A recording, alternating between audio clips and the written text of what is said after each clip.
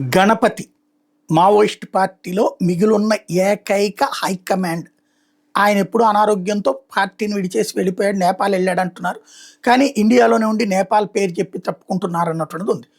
రేవంత్ రెడ్డి వాస్తవంగా నక్సల్స్ నాయకులందరితో రేపో మెయింటైన్ చేస్తున్నాడు. దానికి కారణం ఏంటంటే నక్సల్ నాయకులు లొంగిపోవాలంటే ప్రాణభయం ఉంది. బీజేపీ పాలిత రాష్ట్రాలు లొంగిపోతే డబ్బులు రావు. అదే రేవంత్ ఎదురుగుండా లొంగిపోతే డబ్బులు ఇస్తున్నాడు, 25 లక్షలు 20 లక్షలు అట్లాగా, అవసరమైతే 50 లక్షలు కోటి అయినా ఇస్తాడు గణపతి లొంగిపోతానంటే కనుక. ఎందుకంటే తనకు ఆ క్రెడిట్ వస్తుంది, ప్లస్ ఆ నక్సల్స్ సానుభూతి పరులైనటువంటి గిరిజన దళిత ప్రాంతాల్లో ఉన్నటువంటి ఓటర్లు తనకి ఓట్లేస్తారన్నటువంటి నమ్మకంతో ఇందులో ఈ నిర్ణయం నక్సల్స్ వ్యతిరేకంగా నక్సలిజాన్ని అంతం అన్నటువంటి అమిత్ షా ప్లాన్ చేసిన తను ఇనిషియేటివ్ తీసుకోవడం వెనకాల ఉన్నటువంటి కారణం, స్వయంగా వెళ్ళి అమిత్ షాతో చర్చలు జరపడం, డీజీపీని వెంటబెట్టుకెళ్ళి మరి చర్చలు జరపడాల వెనకాల ఉన్నటువంటిది కూడా అదే కారణం.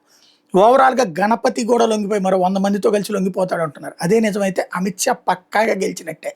మావోయిస్టు అంతం ఎవడి వల్ల కాదన్నటువంటి మాటల్ని తోసిపుచ్చి అగ్రనాయకులతో సహా లొంగిపోయారు అంటే మావోయిజం అన్నటువంటిది మాటలతో చేతలతో ప్రొజెక్ట్ అయినటువంటిది కాదు, కేవలం ప్రాపగాండతో అన్నటువంటి విషయం ప్రజలకు అర్థమవుతుంది.